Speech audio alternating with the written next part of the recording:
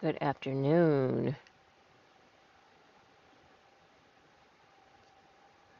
All right, I am going to give it a few minutes.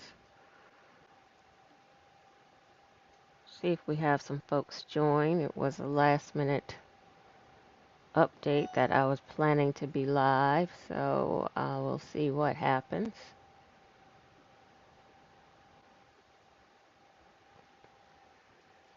Hopefully, you all can hear me. Trying out uh, old slash new headset, so gonna see if it works.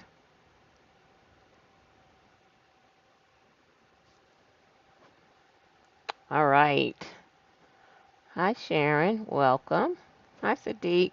Thank you very much. I'm happy to be back.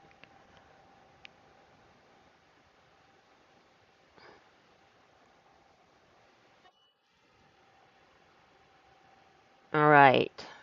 Can you all hear me is the question.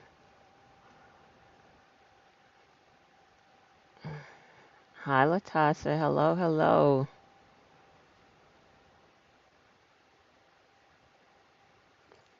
Can you all hear me? Okay, good. Thank you, Sadiq. I appreciate that. Hello, all. Thank you all. Hi, Kitty. Welcome.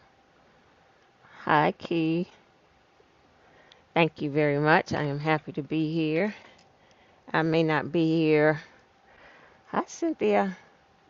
I may not be here very long today. All right, I'll get into that. Hi, Rosalind. Happy Sunday. Happy to see you here. Glad you all are here. All right.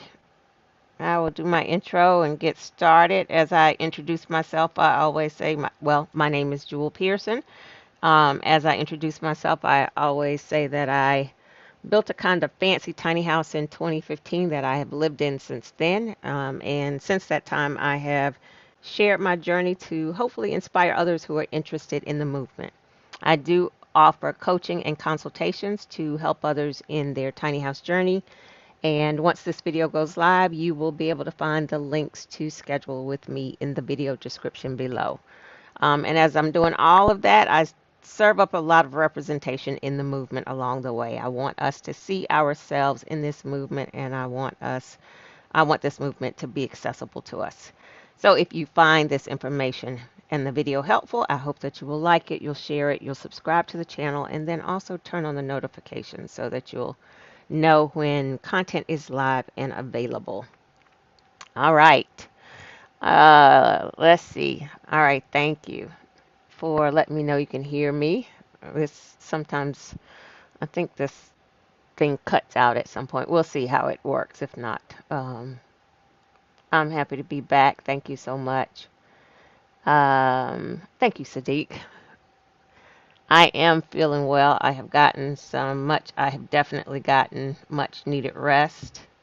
I'm happy to be seen. Thank you so much. Hi, Ella. Welcome. Ella is new here. Welcome to the community. Hi, Judith. Happy Sunday to you. Thank you, Rosalind. Yes, I am. Latasha says I'm coming on a decade now. I absolutely am. Happy Sunday, Kimberly. Welcome. We've got some new names and faces here. Welcome, everybody. Um, I am. I have missed you guys for sure. Um, it has been. Um, I ended up having a last minute procedure done. I Everything that I've the procedures that I've had apparently are very common procedures, and so I had uh, iliac vein stenting. 1 in 5 people are impacted by a compressed iliac vein. There's a highway of arteries and veins, and there's actually a syndrome that was discovered like in the 30s, May-Thurner syndrome, and 1 in 5 people have it, and it's where the arteries take, and I've learned all of this stuff. Arteries take the blood from the heart down, veins bring it back up. With this highway, there's often times where arteries compress the veins, and that's what I was having, which was likely the cause of me experiencing blood clots twice. And so they went in and put two stents in that vein to open the vein up, and hopefully that will eliminate my experiences of blood clots. And so that was really a really simple procedure. Where I got kind of stuck was, you all know I've spoken about the device that was placed in my heart when they discovered the hole in my heart, which 1 in 4 people have. So both things, like I said, I've had was very common. Most people don't even know they have it. With the iliac vein stenting or the iliac vein compression, most people, one of the signs of it is when your left ankle swells. And so my left ankle has swollen for some time. And I have attributed to one, I know I need to lose some weight, and two, it swells mostly in the summertime, so you end up hot with swelling. So I hadn't paid it a lot of attention. Some people experience pain with that compression, like pelvic pain, because I think it was the compression happened around my one of the lower disc in my spine. And so some people experience pain in their pelvic area. I've not had any indications other than the left swelling in my ankle that something, was happening. But again, I didn't pay that much attention. And so the challenges that I've been experiencing have still been dealing with the device that was the plug. It's not a device. People have asked, do I have a pacemaker or something like that? No, I don't have any heart issues. Like my heart is healthy. It just I had a PFO. I've forgotten how to pronounce everything that is. The hole that everybody has for 1 in 4 people, once you're born, that hole closes up, and for 1 in 4 people, it does not.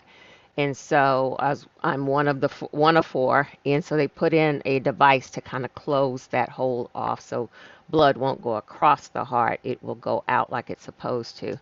And so my heart is still adjusting to that because it sees it as, there's this foreign thing in there, and it doesn't necessarily like it.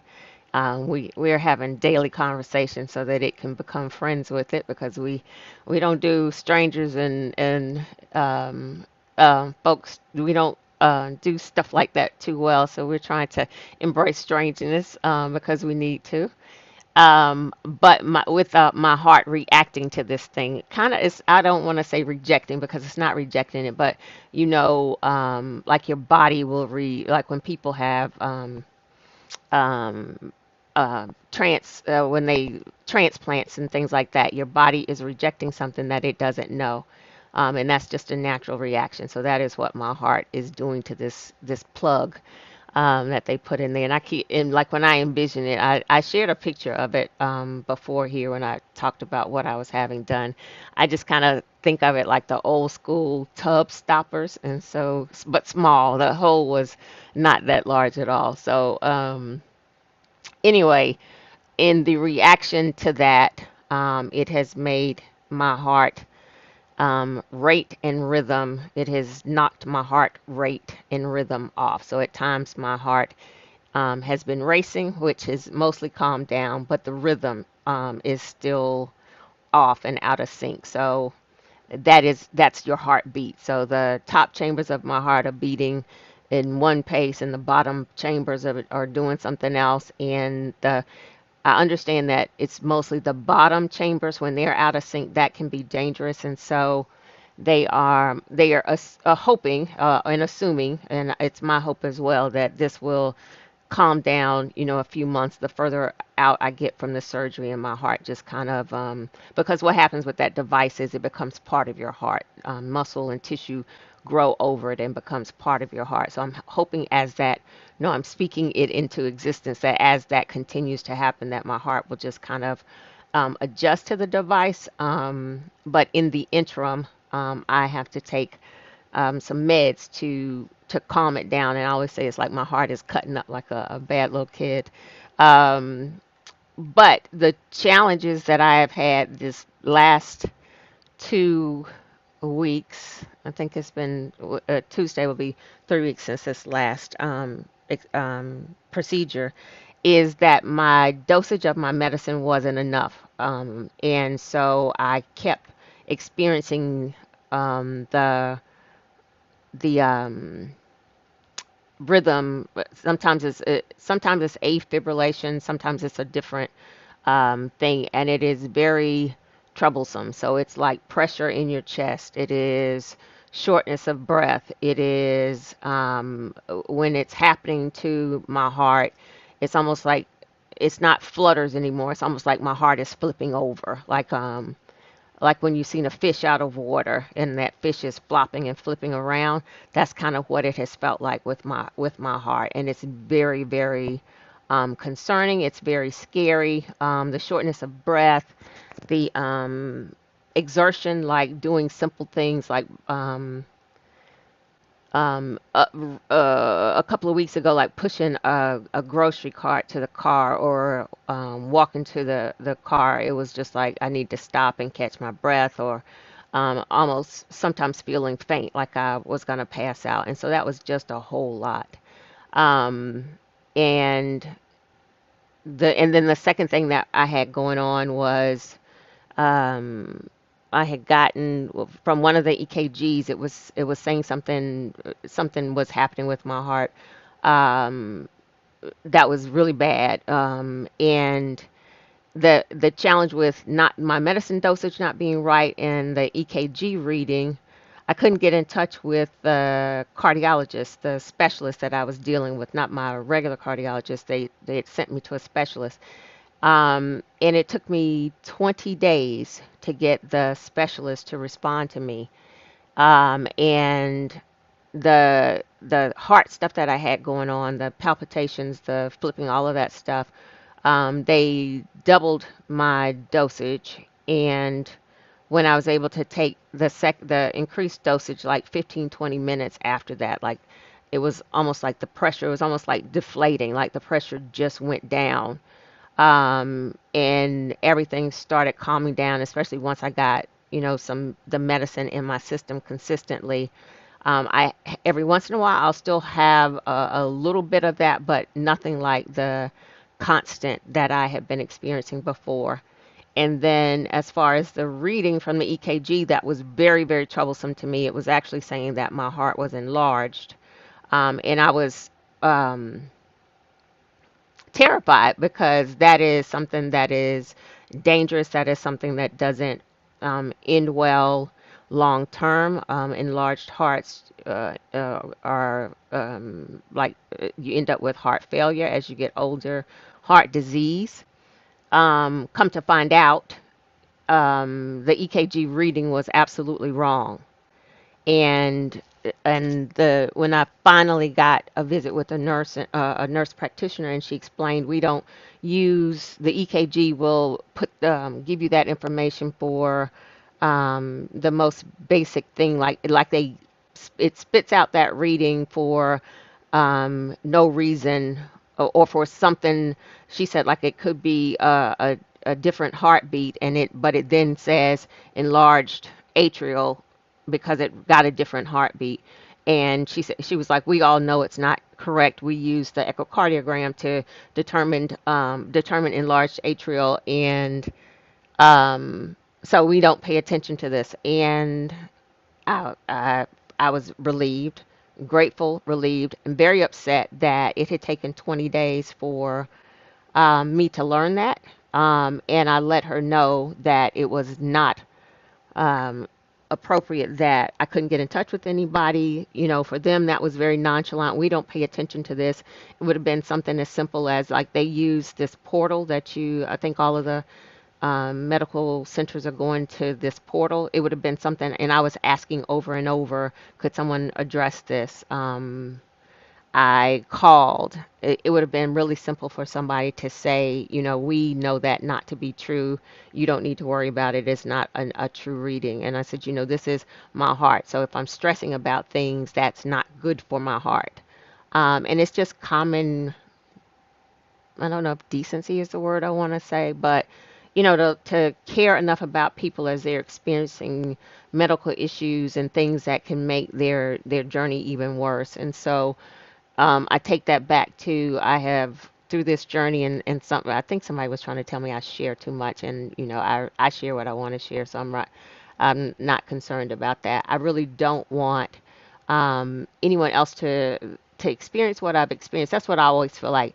If you can share an experience that prevents somebody else from having to go down a negative path, or someone else to have to be in the dark about how to navigate something.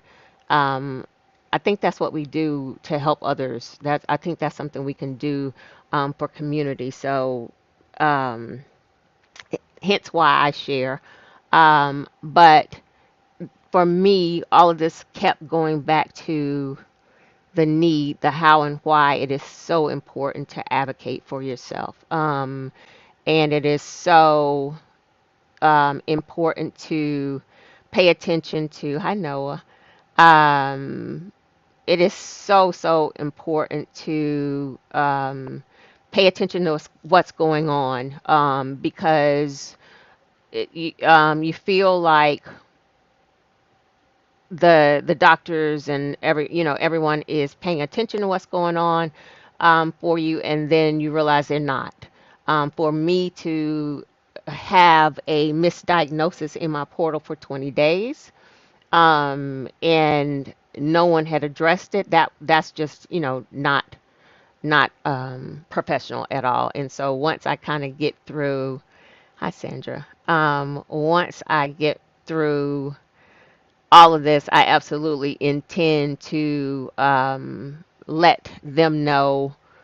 And it was also a fine line in my advocacy, because it's almost like when you're ordering food and you don't want to piss the people off who are cooking the food, because as you complain about your food, there's always the potential as they take it back in the kitchen that something really terrible is going to happen to it that you know nothing about. So yeah, it's that like a fine line of complaining about your food. So it's also a very fine line of the advocacy and complaining about medical services from with the people that you need to help you. And so I have kind of there has been this fine line of nice nasty in trying to having to escalate for 20 days that a specialist, a cardiologist specialist, is not answering and returning messages on something that's important. So I do intend to, as I feel like I'm headed to the other side of all of this stuff. I'm done with my procedures as I know it. I have, one last follow-up appointment, and then I think I'm good to coast for a while. And so I do intend to write some follow-up letters speaking to that, because not everybody has the bandwidth or the wherewithal to actually advocate for themselves. And so it is important that people are doing their jobs and not making it more difficult for people who are experiencing medical challenges. So yeah, that's long story, but that's where I've been. And so um, I also have to take a blood thinner as I'm dealing with all of the heart things, and as that stent thing is healing. And so a lot of the medicines I've realized make you tired. When I had blood clots in 2007, I also had to take a blood thinner. And so a lot of the medicines make you tired. And for me, that has been, I'm kind of used to, prior to all of this, like pushing through tiredness and still working and doing all the things. And one of the things that I have really focused on with this journey is listening to my body and honoring my body and sitting down and taking a nap. Yesterday, I took a nap. After yesterday, we had a really good meetup in Charlotte, and we're going to be doing monthly meetups that I'll talk about here um, probably next week. But after that meetup, I was exhausted, and I ended up taking a 3 hour nap. I don't think a 3 hour nap was really my intention. Um, but when I woke up, it was like a life changing nap. I don't know any time that I have taken a 3 hour nap as an adult.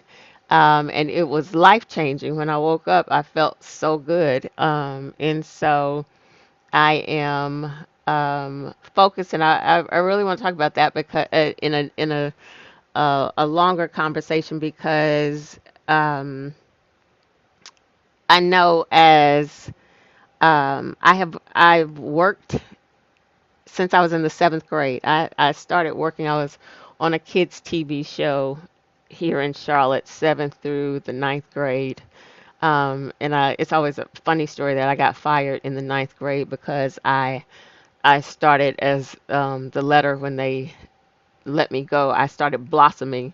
Um, so I got fired because I started growing and maturing, I guess. But anyway, I have worked since the seventh grade, and I always talk about, being a young single mom, and relaxing really isn't anything that I know of. It is not. There's always been something to do. There's always been some work that needs to be done. My brain is wired that if I have some downtime to figure out what kind of is there that can be done and to do that. And so this journey has been really me retraining my brain to say, have a seat, take a nap. And then there's sometimes that my body will say, "Oh, we're taking a nap. Like we're taking a nap right now. I can't go on because my body just really starts shutting down because it can't operate at the pace that we've been operating, which clearly hasn't been 100% healthy anyway.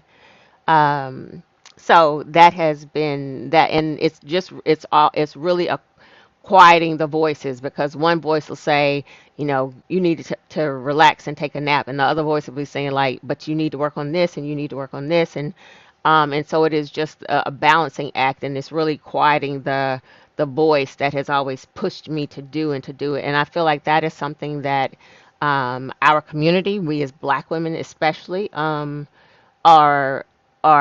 known for. Like, we're always known as the strong Black woman. And I think there's a movement right now where women are rejecting that. Black women are rejecting that because we don't always want to be the strong Black woman because it is at our detriment that we are moving through not. Can you all still hear me? Um, moving through. Um, I lost my train of thought. Moving through working and doing all the things when we really should be resting and taking care of ourselves. And so that for me is, hi Shay, hey Jay, is a new learning for me. Taking a nap, taking it easy. Um, Sharon is saying, your experience hits home. The foreign feeling of your device does get better and your body will adjust. Be encouraged. Thank you, Sharon. That's good news. Like I feel that and trust that because I want to be able to taper off some of these meds. I'm not excited about taking a whole bunch of medicine. So thank you for sharing that. Thank you very much. So it is the work that we have to do in order to take care of ourselves.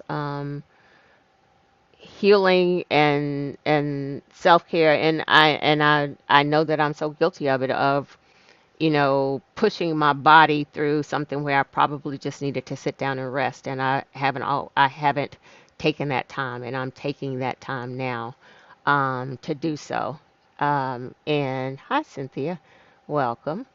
So yeah, that is where I am. Oh, Rosalind says she celebrated 2 years of living in her schoolie full time 2 weeks ago. Congratulations, Rosalind. That's amazing. Um, I know that's a good feeling for you. We got a lot of new people today. I'm glad you all are here. Sandra, I am happy that you are here as well. Um, Sadiq is asking, will there be a meetup in DC? I'd love to do Charlotte, but it's a little far for me right now, being in PA. Um, I'm trying to organize an event in DC, and so I can't give you a date yet. But yes, there will be. I want to be able to.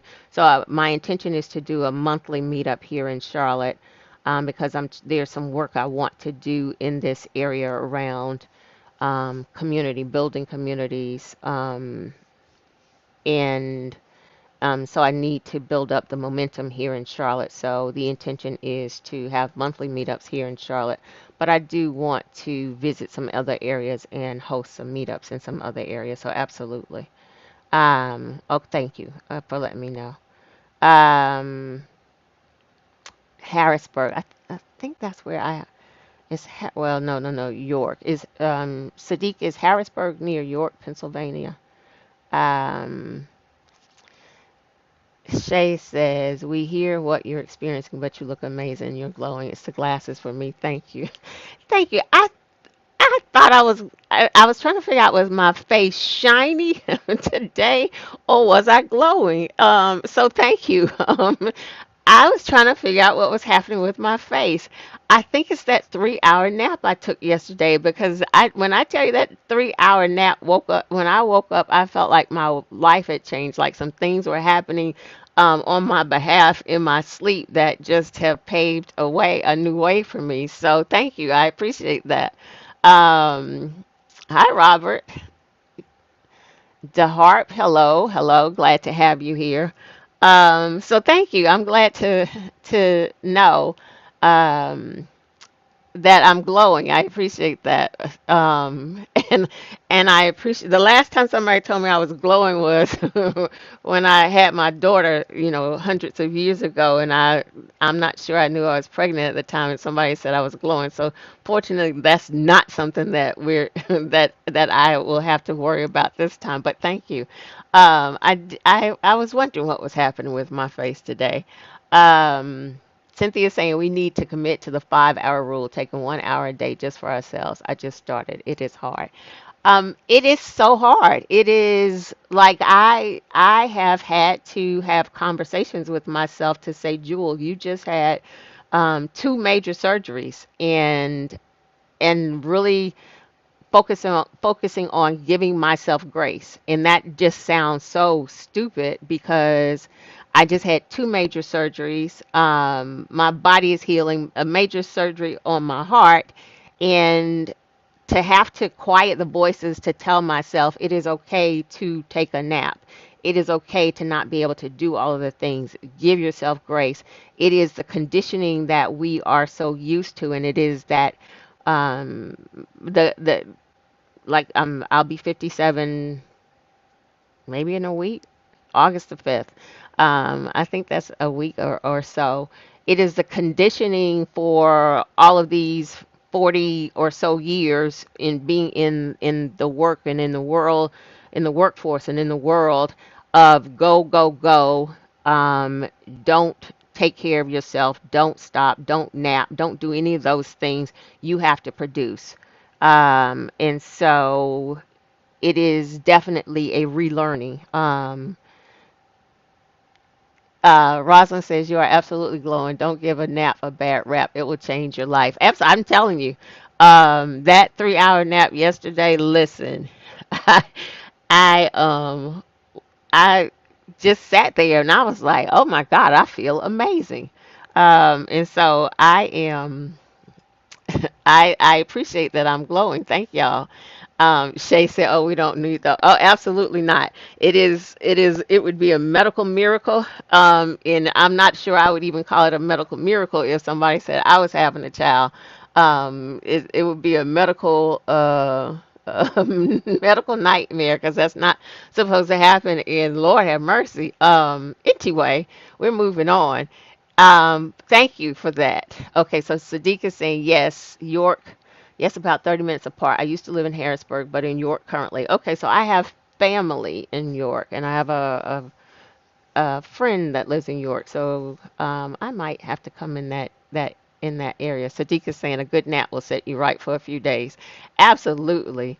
WLJ is saying you look beautiful. What is the 5 hour rule? Thank you so much. And so Cynthia was speaking to the 5 hour rule. Are you saying, Cynthia, working for 5 hours, or every 5 hours you take an hour for yourself? Give us a little more detail of your 5 hour rule. Um, um, Shay is saying it is okay to listen to our bodies. We don't have to always be superwomen. Absolutely. Or be superwoman. Absolutely not. I am giving up all of those titles. Like there's the movement for the soft life. I am a member of the movement for the soft life for sure. Um, and I am excited about I've also, one of the other things is I have not been playing about my sleep, as I have um, been doing a lot of research, or as I entered this navigating having a mini stroke and the impact of my heart and all of those things that have been happening. One of the things that keeps coming up is the importance of sleep, getting good sleep, getting nothing less than 7 hours of sleep. And so I have made a conscious effort because I've always been a night owl. I've very rarely gotten 7 hours of sleep, just a few hours of sleep and get up and then I'm moving if I go to bed late. And I have now a set bedtime. It's, 10 o'clock is, I start winding down at 9:30ish. 10 o'clock is time to go to bed, and then my time to get up is 5, because I'm trying to do the gym and all that stuff. I really have to get my practice back together because that is also part of self-care, working out and taking care of my body. But no less than 7 hours, and if I'm not in the bed by 10, then I move my time out to get up so that I am getting my 7 hours. And so that is really important. Sleep for your health and for your mental well-being. So, like, just really focused on, it's easy to say self-care, but there's so many things, core things that is, because I think sometimes when people talk about self-care, they think of like going to get a massage or burning some candles, but there's some core things that we need to be doing for ourselves physically that I haven't always done. And DeHarp is saying, read the book Rest is Resistance by Nap Ministry. I actually have that. And that's one of the other things that I have been doing is sitting still and reading. I used to be an avid reader. Um, and that was like last year when I was featured in Essence. It was one of the highlights of my life because my Essence would come in and I would sit in the chair and read my Essence from cover to cover. And Essence used to be, the magazine used to be thicker than it is now, but I would read that from cover to cover.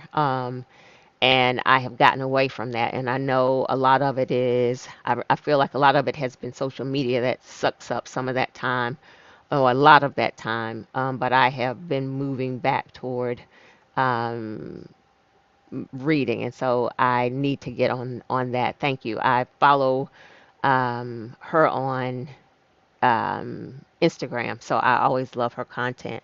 And, it is resistance, us taking care of ourselves and centering ourselves is actually is absolutely resistance to in a society that we're not valued and we're not taught to focus on ourselves. So thank you for that reminder. Rosalind is saying, I proudly resigned the title as a strong black woman, and grind culture is no longer any of my business. I love that.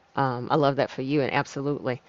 Um, Pleasant Tree, that's me. Welcome, another new name. Praying y'all's divine healing and health, mind, soul, and body be in you. Thank you so much. I receive and appreciate that.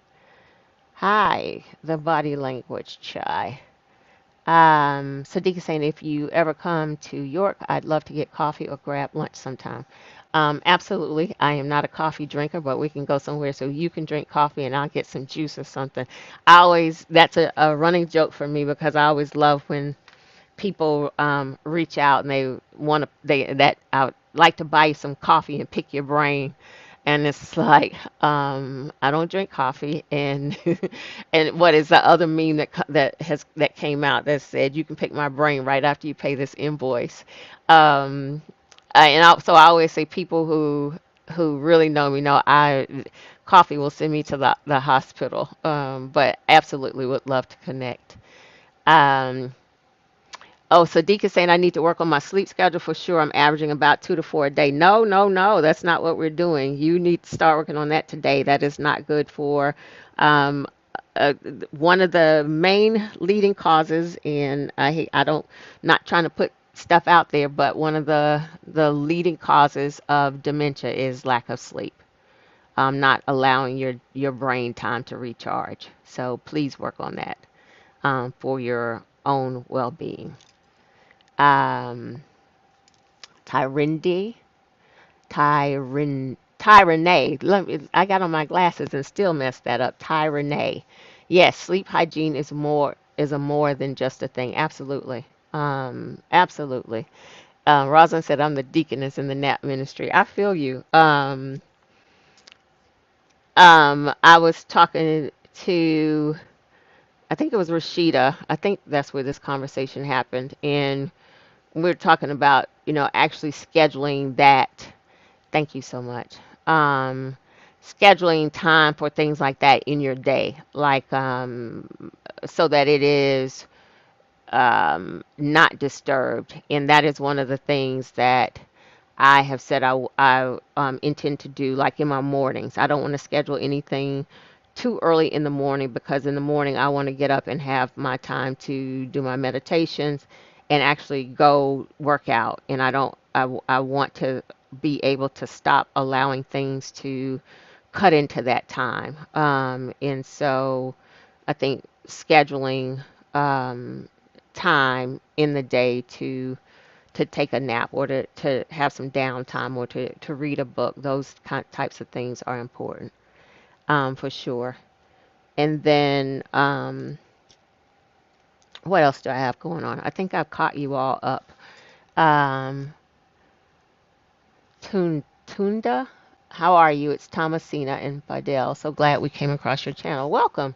I'm glad you all did too. Um, One of the other things, so um, I've always shared how um, like the beginning of this journey, my health journey started with a very stressful job, a very stressful environment, a stressful management situation, and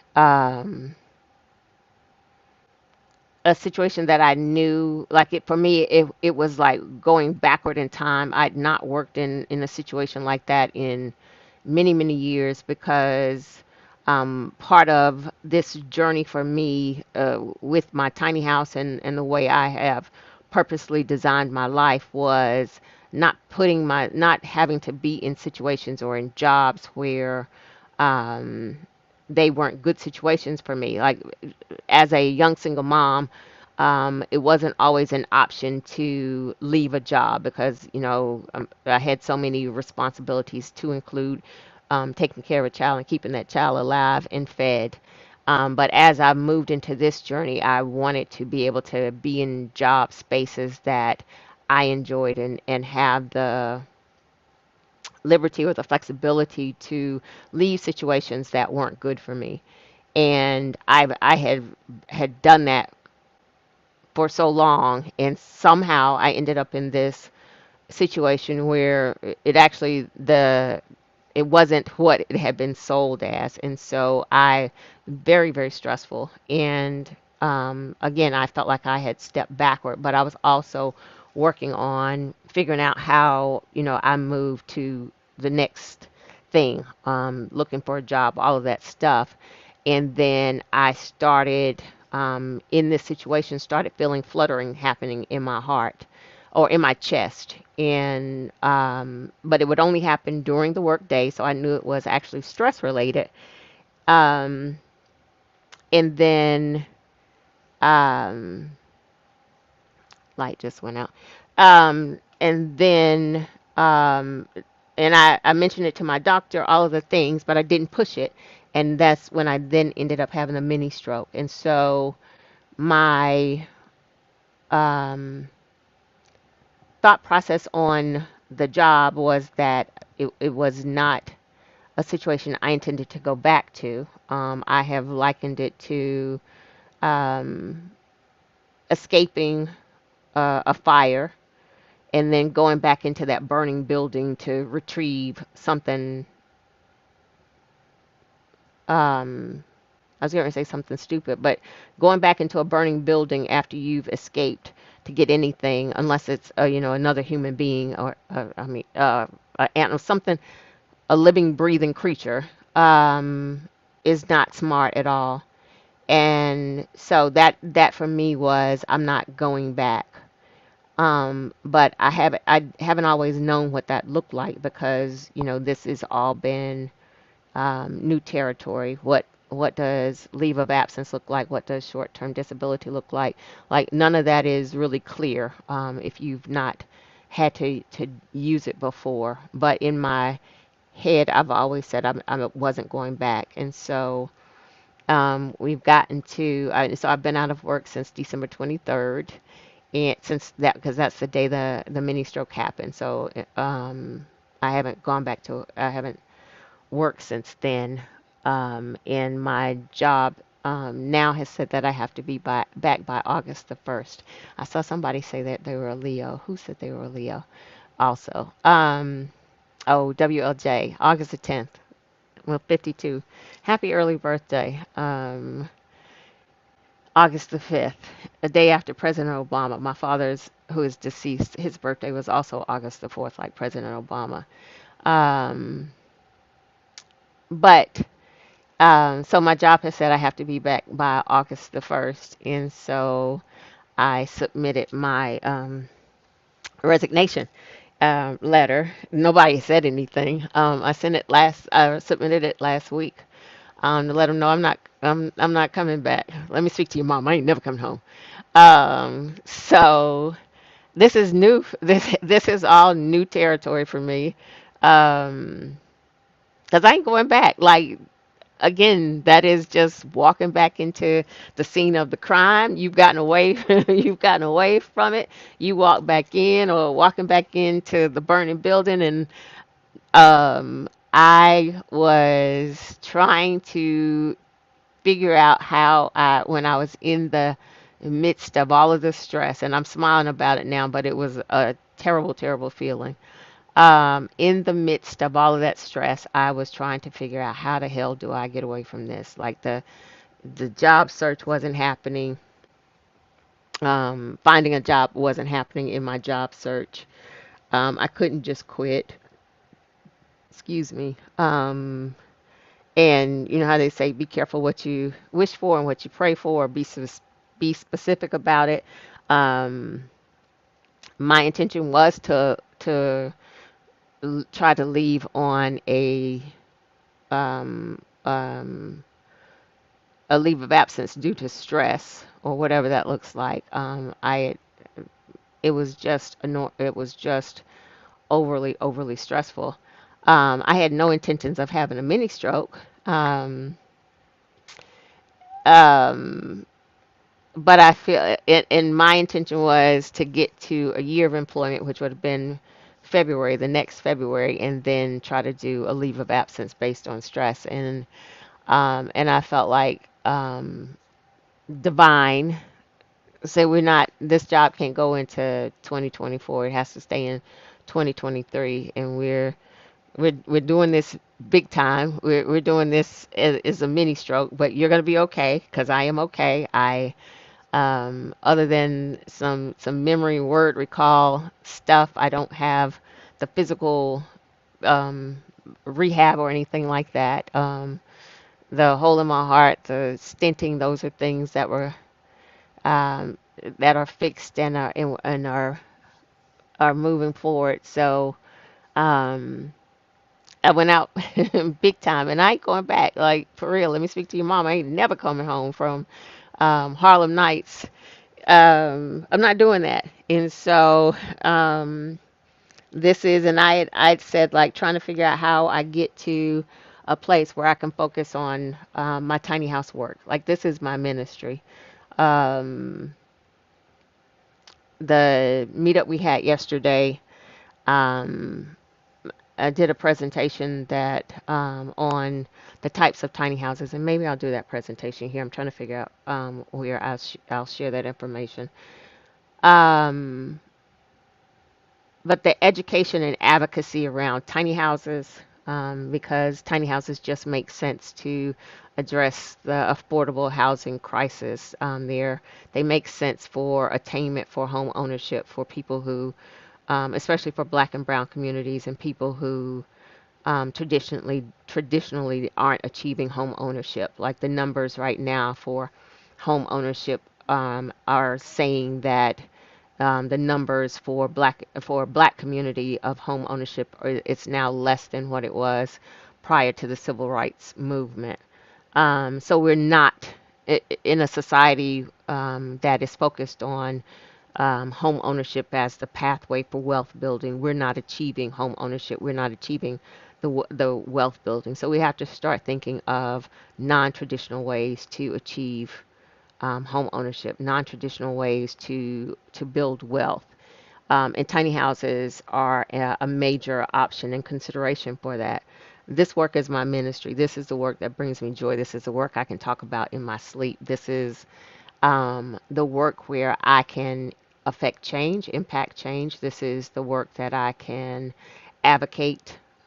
Be I've said that um, I feel like my work is a bit of activism for my community, and this is the work that I want to focus on so that I can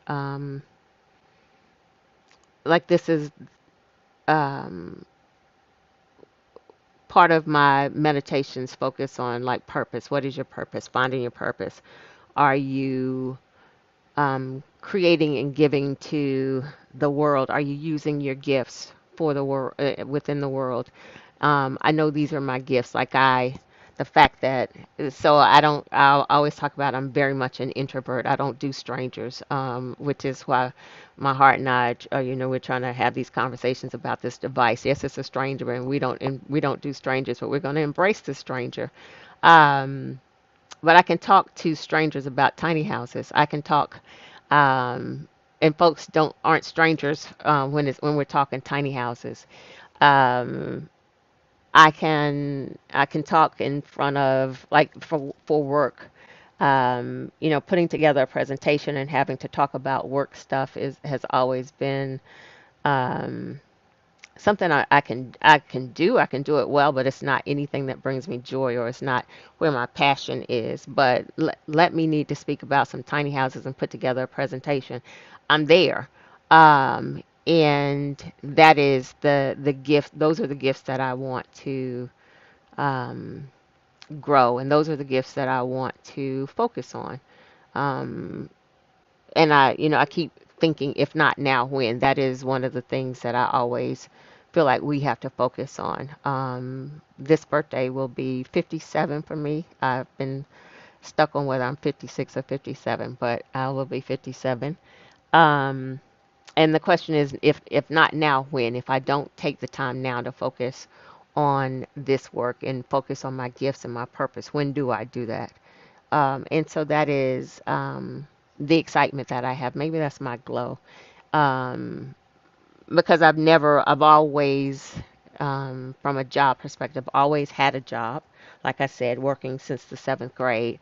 Never really been in a position to um, not have a job or not keep a job until the next job came. And so this is new territory for me, and I'm excited about it. Very, very excited about it. I'm excited about what that looks like for the work that I'll get to do and share with you all. That was a lot. Let's see. Oh, Rosalind says she does not play about she's a gold medalist. You're so silly. Day is saying, no longer your superwoman. I went to Miami-Dade College to return some teacher edition books. The dean of the School of Justice asked me to come back as an adjunct professor. I declined. I'm resting. Amen. Congratulations to you. That's beautiful. Good evening. I love your channel. Thank you so much. Welcome. Um, Tyrone is saying the African American Health Program is free, and we had a sleep hygiene course. It's also an anti-inflammatory program. We get to be taught and ask questions to nutritionist, medical doctor, life coach. Okay, African American Health Program. I need to look that up. Thank you, Muse. Thank you so much. Um, Freedom Papers. Absolutely, I'm free. I am free. Thank you, WLJ. Sending you prayers. I am following your lead. Thank you for sharing. Thank you, Trina. I appreciate that. Tyrone is saying, I'm glad you did a session with Elizabeth White was so me a few years ago. 13 times out of work. Have been sharing with others. It's real for some. Interesting that you mentioned her name. She's actually in town, and why I said I wasn't going to be on for long today. She is in town and is actually coming to my house. I just got a note that says she will arrive at 12:54. So we'll have to take some pictures and share. But grateful that we connected. We connected many years ago. As she was researching and doing her work, she found my house and my story, and we connected. It's probably been about 6 or 7 years ago in DC at a meetup we had done in DC at the time. And so we've been friends ever since. And so she's, like I said, in town, and this will be her first time getting to see my house. Um, Thank you, Cynthia. Thank you for the beautiful note you sent me. Trina says, I am seeking a tiny home community for people of color. So, I don't know where you're located. I did have Deidre on Poplar Creek. That's the first tiny house on wheels community I know that is owned by black people. So if you look back at some of the conversations on intimate spaces, I'm pretty sure she was the last person I interviewed.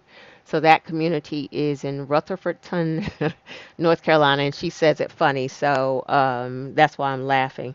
But an hour and a half out from Charlotte. I am still in conversation trying to build a community I'll say a little closer to Charlotte, but it won't be in Charlotte because Charlotte just is anti tiny house right now. Um, Tiny houses on foundation are an easier conversation, but the wheels piece of it we're still working out. Um, the app that I have, and I will next Sunday I will go through the app, the Cooperative Communities app, which allows connection for people looking for placement for tiny houses in building um, community. So it's still a work in progress, Trina. Um, it is the work that I am trying to accomplish for sure. Tyra Nay is saying, appreciate you sharing. I understand mini strokes. How can I email you? MS Miss Bohemian Soul at gmail.com. msbohemiansoul@gmail.com. Tyra Nay. Shay is saying your best work comes from um okay, sorry y'all. Elizabeth is texting me. Okay, she'll be here in about 10 minutes. Shay is saying your best work comes from where you live. Follow your heart. Absolutely. Absolutely. Um Watch and see what a lioness will do when you force her into a corner. Absolutely. And it is so funny. I am so much of a Leo, except for there.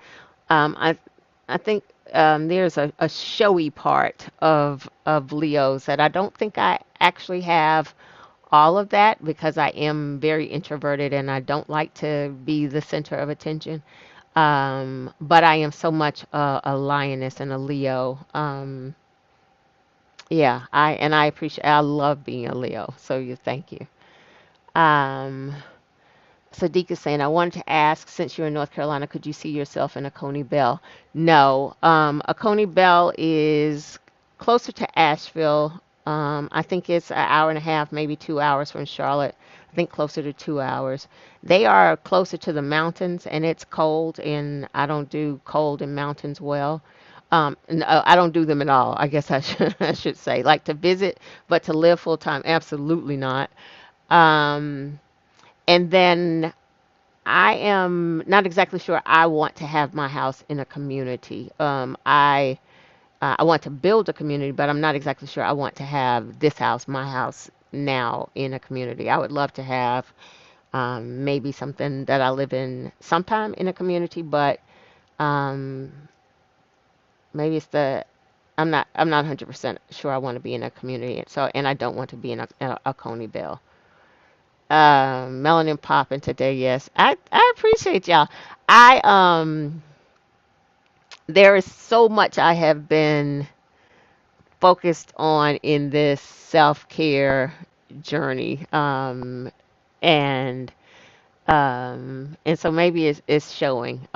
Maybe it's the rest that I'm getting, or the joy that I feel in this direction that I'm going in. So whatever it is, I appreciate y'all. Hello, Linda. Rosalind said delivered. Absolutely. Absolutely.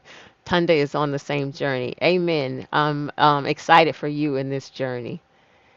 Um, Pleasant tree, that's me. Magnesium or chamomile tea helps you sleep better. No phone 1 hour before bed, and low lighting helps also.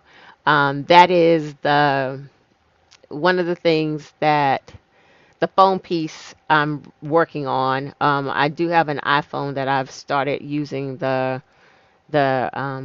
built-in thing that shuts your phone down prior to like I think they call it a wind down.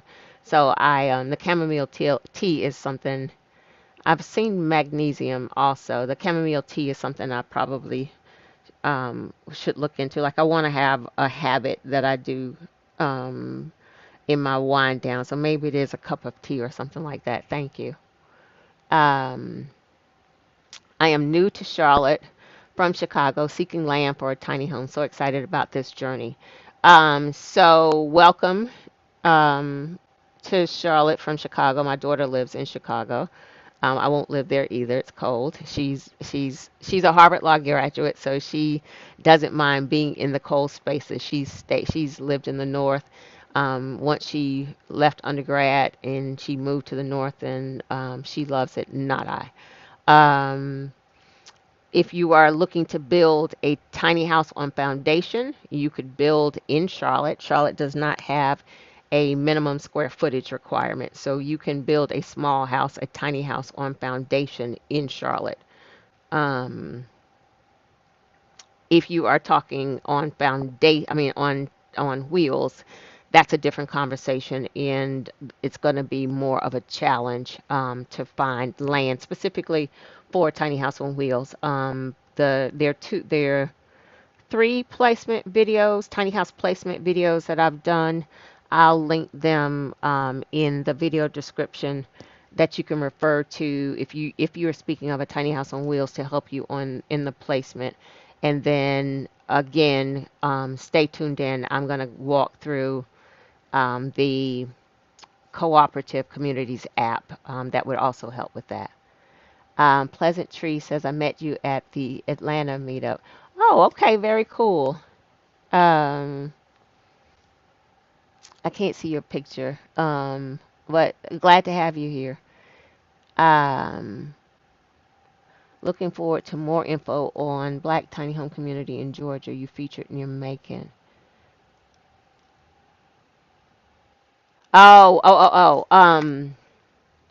It's the RV park. That is okay. So y'all know I've already shared words and names escape me. Worthern RV Park. Um, they have the land to create the tiny house on wheels community. Absolutely. It is the building of the community, the tiny house community is on hold right now.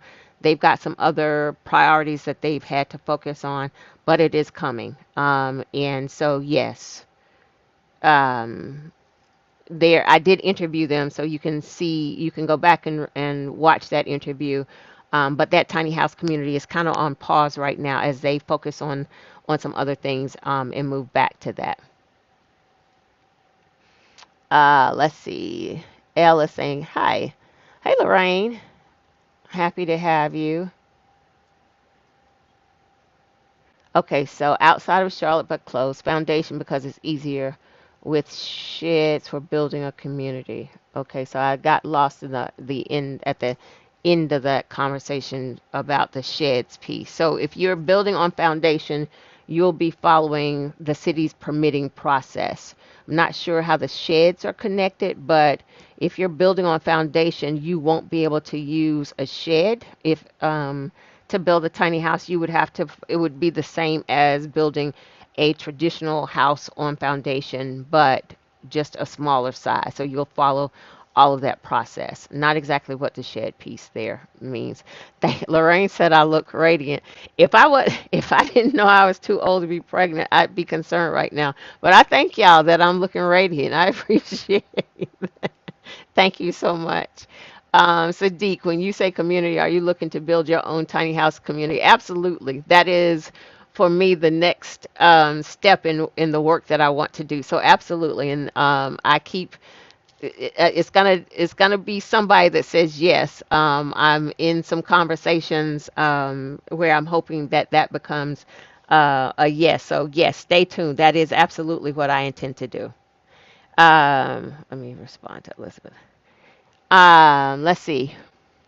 Sadiq says, I will be the first one to reserve my lot. Great, because it is most likely going to be one of those crowdfunding type of deals once I secure the location. So I'm glad you're saying that, Sadiq, because I will be coming back to the community and saying, look, I'm doing this. I need you all to come on in.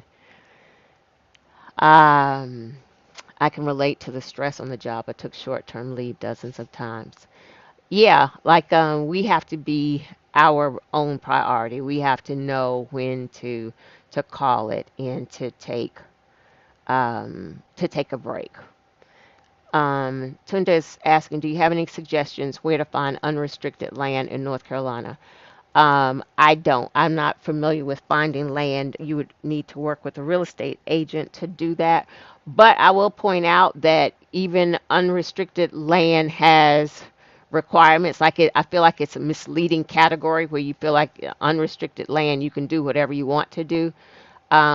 Generally, and we just had this conversation yesterday. Chris Strathy, who co-hosted the meetup with me, is on unrestricted land in a city called Taylorsville.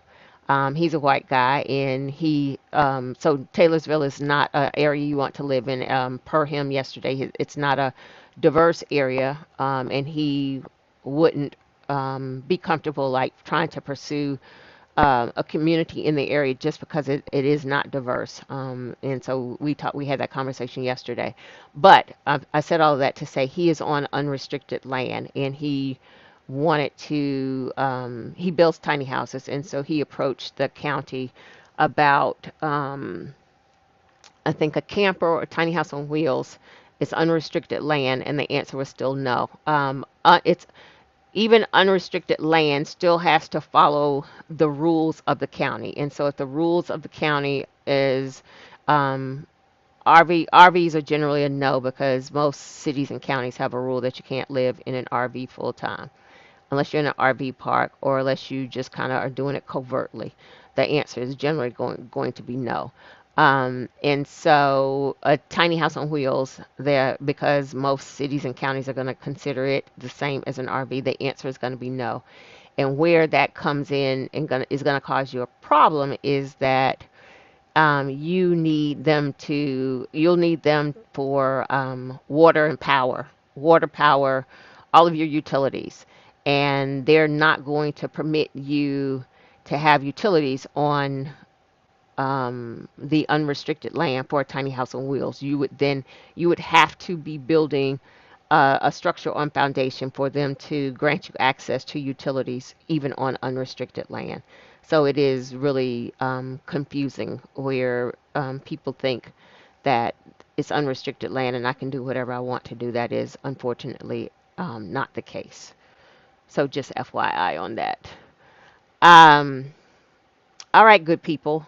Um, I don't see. I have a long dirt road. You all know I live in the country. That's also the other thing. My focus is, as I'm trying to do all this work, also moving my house, and I'll keep you all in the loop on that. Usually it's a $200-300 to hire a tow truck to move my house, but you all know I did this add-on, which is on Piers because I hadn't necessarily intended to move my house anymore. But now from a mental health perspective, is also and also from I'm going to say a safety perspective, but not a safety as in I'm not physically safe or I'm dealing with racism or anything like that. Like this property is black owned.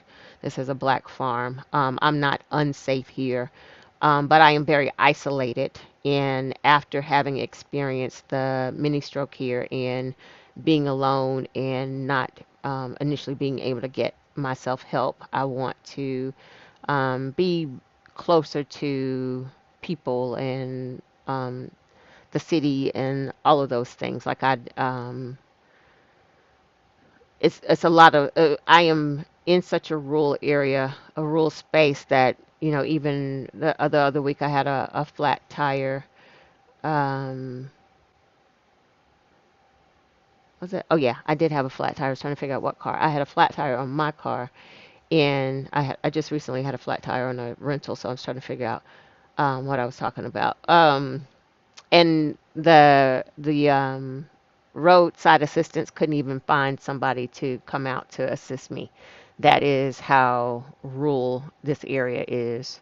And it is also a challenge to just get basic services out here. And so I want to be somewhere where the I don't want to be in the struggle. Like part of my soft life is not necessarily having to figure out how to um, get the basic things. So yeah. Um, Sadiq is saying the tiny home communities near me in Elizabethtown, Pennsylvania, tiny estates allows dwellers to stay for 180 days at a time to get past the full-time requirement with zoning. It was previously an RV park. So I know tiny estates. I actually had them participate as a speaker at the event, the workshops I hosted in April, and that is what a lot of RV parks do overall. Sometimes um, I don't really even think that people enforce it, but just to be on the safe side, a lot of RV parks, because they say you can't be in an RV longer than 180 days, will have people, go spend the night. Want to get to day 181 and they go spend the night somewhere and come back, and then the clock starts again. So yes, that's what a lot of RV parks I know have done. Sharon is saying I'll be the second to reserve a lot for sure. Okay, y'all, it's coming. I feel it. That's one of the things that has just been in my spirit. Like I just feel like I am on the cusp of some great stuff, some exciting stuff, and that is I feel like that's part of it because that is my desire to build a community because I feel like a prototype because the cities and counties are such that they need somebody to do it. So then, and I feel like that would be the case for Charlotte. One of the smaller cities create a tiny house community. Charlotte would probably only do foundation. I don't think they'll ever get to on wheels. But maybe on the outskirts of Charlotte, they might allow that. But the core center of Charlotte, they're not ever going to get to tiny houses on wheels. But I feel like it's going to take some of the outside areas to um, do something with a tiny house community, and then the other cities are like, oh my God, we want to do that. So and so did it, we're going to do it, and then that opens the door for others. And so, like on the West Coast, the cities that allow tiny houses on wheels as ADUs, or allow you to live in a tiny house on wheels. It took one city to do it, and then they were able to roll it out in those other cities and not have to reinvent the wheel to do so. Reinvent the wheel for tiny houses on wheels. Okay, I got my third reservation. Okay, and when I get it going, I'm coming. I am going to refer back to this video, and I'm going to call y'all out. So we can make this happen. So thank you all for that vote of confidence. All right, good people. It is 1:11. I thank you all for being here. It is good to be here. This is always good for me to be able to engage with you all. There were a lot of new people today. Thank you for being here. In the Soul Collective community. For the new people, that is the community that they've named themselves, the Soul Collective community. So, my folks that are here on a regular, I appreciate you all. I appreciate the support. Good to be here, to be able to share, to feel well enough to be able to be in community with you all. You all lift my spirits, and um, it has it has been sad for me not to be well enough to be here and to share with you all because this does something for my energy as well. So I appreciate you all being here as well. Teresa, I'm glad that you were be able to be here. So thank you. Rosalind, all of y'all good people. Tundra, you're very welcome. Very, very welcome. Absolutely. I agree with that. Elson, God's divine blessings, Jewel, and thank you for another wonderful community meeting episode. Feeling enriched as always and inspired. I'm packing, ready to move in. I'm excited that you all are ready because it's going to happen and it's going to be fabulous. And I'm excited that you all are going to be on board. Okay, I'm ready to. Thanks for sharing. Absolutely.